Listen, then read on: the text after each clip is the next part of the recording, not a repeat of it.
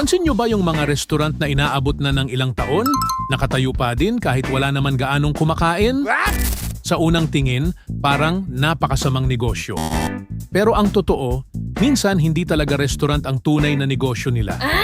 Halimbawa, may isang taong may $1,000,000 na galing sa mga kahina-hinalang gawain. Hindi niya pwedeng basta dalhin iyon sa bangko dahil siguradong magdududa ang mga tao. Kaya ang ginagawa niya, nagbubukas siya ng isang mamahaling restaurant. Sa records, sasabihin niya na may 300 customer na kumain sa gabing iyon. Pero sa totoo lang, baka 100 lang talaga ang dumating. Yung ibang 200 na customer, nasa papel lang sila. At yung perang binayad nila, yun na yung maruming pera na ngayon ay nagmumukhang legal na kita ng restaurant. At kung mapansin man ng mga tao na walang gaanong customer ang lugar, wala ring nagtataka. Dahil karamihan ng restaurant ay talagang nalulugi.